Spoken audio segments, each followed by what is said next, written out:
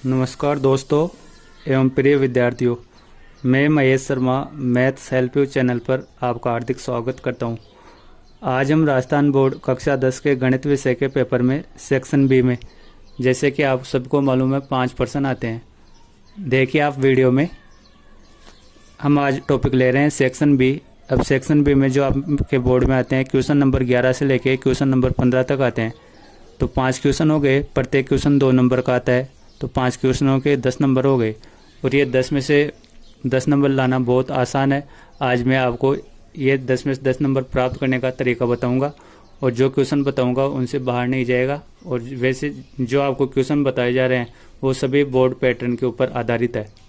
तो आप पहले प्रश्नों को देख लीजिए। जैसे क्वेश्चन नंबर 11 है अपने पास, 27 का घन करना है सूत्र निखिलम से। अब बोर्ड एग्जाम में सूत्र निखिलम से घन आने की पूरी संभावना है, या निखिलम से नहीं है तो भाग आ जाए, भाग निखिलम से या परावर्ते से आ सकता है। क्वेश्चन नंबर 12 में इस प्रकार का प्रश्न आ सकता है, 6 + √2 एक अपरिमेय संख्या सिद्ध करो, या दो संख्याओं का गुणनफल 1080 है, महत्तम सामर्थ्य इतना है, तो एलसीएम ज्ञात कीजिए। तो इस प्रकार में आपके पास अपने पास 11 से लेकर 15 तक प्रश्न लिखे हुए हैं। चलो इनके इस प्रश्न के बारे में आपसे डिस्कस करते हैं और आंसर बताया जाता है आपको। बोर्ड में कैसे लिखना है इसका पैटर्न भी आपको, तरीका भी अभी बताया जाता है। सबसे 11वां प्रश्न है अपने पास, इस 27 का घन ज्ञात करो सूत्र निकलम से। तो सूत्र निकलम से घन ज्ञात करने के, जैसे 27 आ गया तो इसमें उपादार विधि काम में ली जाएगी। तो मैं उपादार विधि का सूत्र लिख लिया यहाँ पे, उपादार विधि। तो उपादार विधि का सूत्र है स्मॉल ए का स्क्वायर। स्मॉल ए का मतलब होता है उपादार अंक, उपादार अंक का स्क्वायर संख्या प्लस 2 गुणा विचलन ओब्लिक 3 गुणा उपादार अंक। ए का मतलब उपादार अंक, विचलन का स्क्वायर ओब्लिक विचलन का क्यूब। अब जैसे संख्या कितनी है यहाँ पे 27, तो नंबर यानी संख्या। आधार कितना मानोगे? आधार हमेशा मानते हैं, जैसे 10, 20, 30 हो तो हमेशा 10, और 100 के निकट हो तो 100 मानेंगे। तो आधार कितना होगा 10। उपादार कितना होगा? उपादार अपना होगा 20। तो उपादार 20 है तो उपादार अंक कितना होगा? उपादार अंक होगा 2। उपादार अंक कैसे निकालते हैं? जो उपादार हो उसमें आधार का भाग लगाते हैं, तो 20 में 10 का भाग लगाएंगे तो कितना हो गया? 2। और विचलन देखते हैं, तो विचलन होगा उपादार प्लस संख्या, या संख्या से क्या घटाओगे? उपादार अंक। तो अपने पास विचलन आया संख्या माइनस उपादार। तो संख्या तो कितनी है 27, उपादार कितना है 20, तो विचलन कितना आया 7। ये विचलन आ गया अपने पास 7। हम चाहे तो इसको 27 को ऐसे भी लिख सकते हैं 30 - 3, लेकिन माइनस वाला कमजोर विद्यार्थियों के लिए थोड़ा सा जटिल हो जाता है, इसलिए हम इसी से करते हैं। चलो दोबारा देखो, संख्या 27 है, आधार 10 हो गया, उपादार 20। उपादार जो होगा, जैसे 20 हो तो उपादार अंक हुआ 2। उपादार मान लो यदि 30 था तो उपादार अंक कितना होता? 3। 35 में 3 होता। तो अब इस सूत्र में हम मान रखते हैं, तो ए का स्क्वायर, ए क्या है? उपादार अंक है, तो उपादार अंक का स्क्वायर।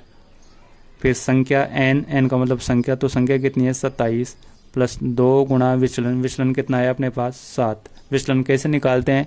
संख्या से उपादार घटाते हैं, तो 7। फिर क्या है? ओब्लिक 3 गुणा ए, तो 3 गुणा ए कितना है बताओ?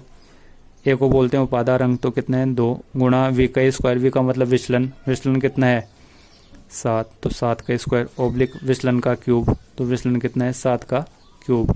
अब इसको थोड़ा सा सोल्व करते हैं। 7 का क्यूब होता है 343, और यहाँ पे 7 का स्क्वायर 49। 49 को 6 से गुणा करेंगे तो ये आ गया अपने पास 294। 7 का स्क्वायर 49, 49 गुणा 6 294। अब 27, 2 × 7 14 हो गए। 27 में 14 जोड़ लिए 41। 41 को 2 के स्क्वायर से गुणा करेंगे, 2 का स्क्वायर 4, तो 41 को 4 से गुणा किए तो 164। अब अपने को ऐड करते समय ध्यान रखना है कि आधार में कितने शून्य है? आधार में 1 शून्य है, तो लास्ट वाले खंड में और बीच वाले खंड में एक एक अंक रखेंगे। तो अब देखो 3 की जगह 3। अब 34 इसमें जुड़ गया, तो 294 में 34 जोड़ेंगे तो कितने आएंगे? 328 हो जाएंगे। 328 के कितने रखेंगे? 8। और आंसर की कितनी गई? 32। तो 32 को किस में ऐड करेंगे? 164 में। तो 164 में 32 ऐड कर, तो कितने? जैसे मैंने यहाँ पे ऐड कर लिए तो 196 हो गए। तो ये अपना आंसर बन गया 19,683। देखिए सिंपल है। सबसे पहले इस फॉर्मूले में वैल्यू रख दिए। अब इसमें मेन रखते हैं आधार। आधार 10, 100 या 1000 मानते हैं। उपाधार जैसे 27 आ गया तो उपाधार अंक हुआ 2, 37 आता तो 3, 47 आता तो 4, इस सूत्र में रख देते हैं। तो अब इसमें बता रखा हूँ और तो इसमें भाग वाला क्वेश्चन आ सकता है। तो जैसे भाग वाली संख्या है 111 034, भाग लगाना है 889। कौन सी विधि से? सूत्र निकलम से लगाना है। तो हम निकलम से भाग लगाने के लिए 3 खंड बनाते हैं, 1 खंड, 2 खंड, ये तीसरा खंड। तो सबसे पहले खंड में लिखेंगे संख्या, किसका भाग लगाना है? 889। अब आधार कितना मानोगे आप इसमें? 889 100 के निकट है या 1000 के? तो 1000 के निकट है तो 1000। 1000 में से 889 कटोगे तो विचलन आ जाएगा। तो विचलन कितना आया? 111। कैसे आएगा? 1000 में से क्या घटाओगे? 889। अब आधार में जितने अंक होते हैं उतने ही अंक तीसरे खंड में उतारते हैं। तो तीसरे खंड में 034 उतारेंगे, 0 3 4। अब शेष अंक किस में उतारेंगे? बीच वाले खंड में। ये अपने लिखने का पैटर्न है। तो कैसे लिखेंगे? आधार में जितने अंक है, जितने शून्य हैं उतने अंक तो तीसरे खंड में, और बचे हुए अंक मध्य वाले खंड में। और प्रथम खंड में क्या लिखा जाता है? जिसका भाग लगा रहे हैं वो संख्या। तो भाग किसका लगा रहे हैं? 889। और विचलन कितना है? 111। तो सबसे पहले प्रथम अंक को ऐसे कैसे उतार लेते हैं? 1 को ऐसे कैसे उतार लिए। अब 1 को 111 से गुणा करूँगा तो कितना आएगा? 111। तो लिखते समय ये ध्यान रखना है कि एक अंक के नीचे सिर्फ एक अंक ही लिख लिए। अब 1 + 1 दोनों को जोड़ लिए तो कितना आया? 2। वापस 2 को 111 से गुणा करेंगे, इस 2 को 111 से, तो कितना हो गया? 222। तो 2 2 2 222 आ गए। तो अब इनको वापस जोड़ो, 1 + 1 2, 2 और 2 4। अब 4 को कितने से गुणा करेंगे? 111 से, तो कितने आएंगे? 444। तो यहाँ पे लिखेंगे 4 4 4। अब जोड़ेंगे 4 + 4 8, 3 2 5 4 9 और 4 2 6 1 7। अब जो लास्ट वाला खंड होता है वो तो होता है आपका शेषफल, और जो बीच वाला खंड होता है वो होता है भागफल। तो आप एग्जाम में लिख के आओगे भागफल कितना है? 124 और शेषफल कितना आया? 798। तो इस प्रकार हम इस क्वेश्चन को कर लिए। अब इससे जैसे क्वेश्चन नंबर 12 आपके बोर्ड एग्जाम में आ सकता है, सिद्ध कीजिए कि 6 + √2 एक अपरिमेय संख्या है। या तो इस रूप में आ सकता है प्रश्न, या ऐसे दे दे दो संख्याओं का गुणनफल 1080 है तथा उनका एचसीएफ 30 है, तो एलसीएम ज्ञात करो।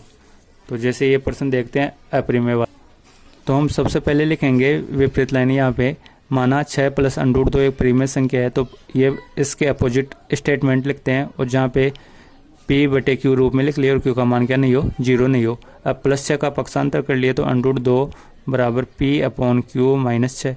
अब यहाँ पे एलसीएम ले लिए तो √2 बराबर कितना है? Q तो एलसीएम आ गया, तो P - 6Q, इसको दे देंगे समीकरण नंबर 1। अब हिंदी क्या लिखेंगे? समीकरण 1 से P - 6Q/Q एक परिमेय संख्या है, अतः √2 भी एक परिमेय संख्या होगी। लेकिन हम जानते हैं कि √2 एक क्या होती है? अपरिमेय संख्या। जो हमारे मूल कथन का विरोधाभास है, हमारा कथन असत्य है। इससे सिद्ध होता है कि 6 + √2 एक परिमेय संख्या है। ऐसा आपको क्लासरूम टीचिंग के दौरान बताया हुआ है, और ये स्टेटमेंट भी लिखाया हुआ है। आप इन्हें रिवाइज कर लोगे, और जो मैं बोल रहा हूँ वीडियो रिकॉर्डेड है, आप इसको पॉज करके या कितनी भी बार देख सकते हो। तो इस प्रकार आपको करके आने से इसमें 2 में से 2 नंबर मिल जाएंगे। वापस मैं एक बार हिंदी बोल देता हूँ। सबसे पहले लिखेंगे, माना ये एक परिमेय संख्या है, तो इसको P/Q रूप में लिख लिए, +6 का पक्षांतर कर लिए, इसे समीकरण नंबर 1 दे दिए। और समीकरण 1 से ये दाएं पक्ष हमेशा परिमेय होगी, लेकिन √2 क्या होती है? अपरिमेय। इस प्रकार आप सिद्ध कर लोगे। इसी प्रकार अपने 12वीं में तो होता दो संख्याओं गुणनफल 1080 है, महत्तम समवर्ती 30 है, तो एलसीएम ज्ञात करो। तो अपना ये सूत्र होता है A × B बराबर HCF × LCM। तो दोनों संख्याओं गुणनफल 1080 है, तो 80। HCF कितना बता रखा है? 30। तो LCM फाइंड करना है। 0 से 0 कैंसिल कर लिए, 3 का भाग लगा दिए 108 में, तो 36 आ गया। तो LCM कितना आया? 36। इस टाइप का प्रश्न भी 2018 में राजस्थान बोर्ड में आ चुका है, और इस टाइप का प्रश्न 2019 में बोर्ड में आ चुका है। तो आने वाले क्वेश्चन भी इनसे रिलेटेड ही होंगे। यदि आपको और भी ऐसे ही वीडियो के और प्राप्त करने हो एग्ज़ाम से पहले अच्छे नंबर प्राप्त करने के लिए, तो आप चैनल को सब्सक्राइब ज़रूर करें, जिससे आपको आने वाले वीडियो के नोटिफिकेशन समय समय पर मिलते रहे। अधिकांश स्टूडेंट्स ने मुझे पर्सनल कॉल किया व व्हाट्सएप नंबर पर कांटेक्ट किया। उन्होंने कहा कि सर आप एग्ज़ाम से रिलेटेड वीडियो डालो, तो मैं आज ये वीडियो बना रहा हूँ। मुझे 100% उम्मीद है कि ऐसे क्वेश्चन ही आपके बोर्ड में मिलेंगे। एग्ज़ाम देने के बाद में आप वीडियो को देख सकते हो कि अपने कितने क्वेश्चन मिलते हैं। तो क्वेश्चन नंबर 13 है बोर्ड की दृष्टि से, एक वृत्त की परिधि 44 मीटर है, इसका क्षेत्रफल ज्ञात करो। तो सबसे पहले आप लिखोगे वृत्त की परिधि, हिंदी में लिख लोगे 2πr इक्वल टू 44। 2 पाई की वैल्यू कितनी होती है 22/7 इंटू आर बराबर 44। 22 इंटू 2 44, 44 से 44 कैंसिल हो गए एक बार, तो 7 को 1 से वज्र गुणा किया तो आर का मान कितना आया 7। अब आपको पूछ रहा है वृत्त का क्षेत्रफल ज्ञात करो, तो आप लिखोगे वृत्त का क्षेत्रफल का फॉर्मूला क्या होता है πr²। इधर लिखोगे वृत्त का क्षेत्रफल बराबर πr², इसमें आर की वैल्यू रख दोगे। पाई की वैल्यू कितनी होती है 22/7, आर की वैल्यू कितनी है 7 इंटू 7, 7 से 7 कैंसिल हो गया, 22 को 7 से गुणा किए 154, और मात्रक किस में बता रखा है मीटर में, ये लगाना मत भूलना। तो आपका आंसर हो गया 154 वर्ग मीटर। इसी क्वेश्चन में अपने पास अथवा वाला है, एक त्रिज्या 21 सेमी वाले तथा कोण 60 डिग्री बनाने वाले त्रिज्याखंड का क्षेत्रफल ज्ञात करो। अब त्रिज्याखंड का क्षेत्रफल पूछ ले या त्रिज्याखंड के चाप की लंबाई पूछ ले, वृत्त का क्षेत्रफल परिधि, जैसे फॉर्मूले बेस पर कोई सा भी 1-2 नंबर का क्वेश्चन पूछ सकता है, वो बहुत ईजी आएगा। जैसे अब इस क्वेश्चन को हम सोल्व करते हैं तो त्रिज्याखंड का क्षेत्रफल होता है πr² थीटा / 360। पाई की वैल्यू कितनी रखें हम 22/7, आर त्रिज्या कितनी है 21 × 21, r² है, थीटा की वैल्यू कितनी है 60/360। 7 से 21 कितनी बार कट गए 3 बार, 0 से 0 कट गया, 6 का भाग 36 में कितनी बार गया 6 बार, फिर 3 से 6 कट गए 2 बार, और 2 से 22 को काट लिए 11 बार। अब 21 को आप 11 से गुणा करोगे तो कितना आएगा जो आपका आंसर होगा। तो इन दोनों को गुणा करने पर जो भी आए वो आप कमेंट सेक्शन में आंसर लिखना। मैं अगले वीडियो में जिसका सही आंसर होगा उसका नाम लिया जाएगा। तो आपका मात्रक जैसे ये सेमी में तो सेमी स्क्वायर आ जाएगा, और जो भी गुणा करोगे वो लिख लोगे, वो आपका आंसर हो जाएगा। 14 प्रश्न है, एक घन के संपूर्ण पृष्ठ का क्षेत्रफल 1014 वर्ग मीटर है, घन की भुजा ज्ञात करो। तो ये भी फॉर्मूले बेस पे है, 16वीं प्रश्नावली से 2 नंबर का एक क्वेश्चन आएगा। तो आप लिखोगे घन के संपूर्ण पृष्ठ का क्षेत्रफल होता है 6 इंटू भुजा स्क्वायर, और इसकी वैल्यू कितनी है 1014 वर्ग मीटर। तो 6 से इसमें भाग लगा दिए, तो इधर तो क्या बचा a², और 6 का भाग 1014 में कितनी बार गया 169 बार, कितनी बार गया। अब दोनों पक्षों का वर्गमूल ले लिए, स्क्वायर है इधर, तो 169 का वर्गमूल कितना आया 13 आ गया। तो भुजा कितनी आ गई आपकी 13। तो आप मात्रक लगाओगे, ये मीटर स्क्वायर था तो 13 मीटर, ये आपका आंसर हो गया। इसी प्रकार 14वें प्रश्न में अथवा वाला मेरे पास लिखा हुआ है, एक गोले का पृष्ठीय क्षेत्रफल 616 वर्ग मीटर है, इसकी त्रिज्या ज्ञात करो। अब बात किसकी हो रही है गोले की, तो आप लिखोगे गोले का पृष्ठीय क्षेत्रफल। तो गोले का पृष्ठीय क्षेत्रफल कितना होता है 4πr², और इसकी वैल्यू कितनी है 616।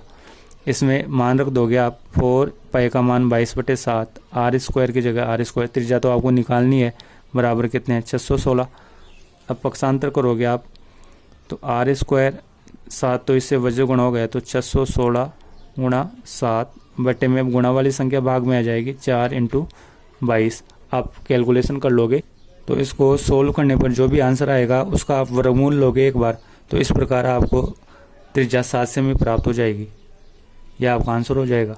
जैसे अधिकांश बच्चे मिस्टेक कर देते हैं कि सेमी लगा दिए, जैसे अपने पास क्वेश्चन में मात्रक किसमें था मीटर स्क्वायर, तो यहाँ पे सेमी नहीं लगाना है, मीटर लगाना है। ऐसी छोटी छोटी गलतियों से आपको बचना है एग्जाम में। इसी प्रकार अपने पास क्वेश्चन नंबर 15 इन्हीं में से आएगा। जैसे ए और बी के मध्य एक सिग्नल वाला पर्सन है, इसमें सबसे पहले आप एपी बनाते हो, एपी में एसन का सूत्र लगाते हो, और जो आपके पास टाइम दिया होता है उसमें जोड़ लेते हो। या तो ये वाला आ सकता है, ये नहीं है तो कैमरे वाला क्वेश्चन आ सकता है। जैसे ये कैमरे वाला पर्सन है, दोनों रोड सेफ्टी वाले 2 क्वेश्चन है, या तो कैमरे वाला या सिग्नल वाला। इन दोनों प्रश्नों के ऊपर मैंने जो पिछले वीडियो बनाए हैं उसमें आप देख सकते हो। संख्या बदल सकती है, लेकिन क्वेश्चन ऐसे के ऐसे एज इट इज मिल जाएंगे आपको, ये मेरे को पूरा भरोसा है। तो इस प्रकार हम सेक्शन बी में 5 प्रश्न आएंगे 2-2 नंबर के, तो 10 में 10 नंबर प्राप्त कर सकते हैं। इंटेलिजेंट बच्चों के लिए तो 100 में 100 नंबर लाना आसान हो जाएगा, और कमज़ोर बच्चे हैं उनके लिए पास होना भी इससे बहुत आसान हो जाएगा। यदि आप चाहते हो कि इसी प्रकार के वीडियो इंपॉर्टेंट क्वेश्चन के मिलते रहे, तो चैनल को सब्सक्राइब करें, जिससे आने वाले वीडियो के नोटिफिकेशन आपको स्वतः ही मिल जाए। इसके अलावा ये वाले क्वेश्चन मैंने आपको इम्पोर्टेंट बता रखे हैं, जैसे सेक्शन बी। अब इसमें भी आपको क्वेश्चन पिछले वीडियो में बताया था, आप इन क्वेश्चनों की प्रैक्टिस कर लेना। 2 नंबर के क्वेश्चन जो भी आएंगे वो इसी में मिल जाएंगे, फॉर्मूले बेस पे आएंगे, आपको फॉर्मूला याद होना चाहिए, सूत्र। यदि आप किसी भी विद्यार्थी को, किसी भी पर्सन में कोई प्रॉब्लम होती है तो आप कमेंट सेक्शन में ज़रूर लिखें, आपकी प्रॉब्लम को दूर करने का प्रयास किया जाएगा। यदि वीडियो अच्छा लगे तो इसे सब्सक्राइब व शेयर ज़रूर करें। थैंक्स।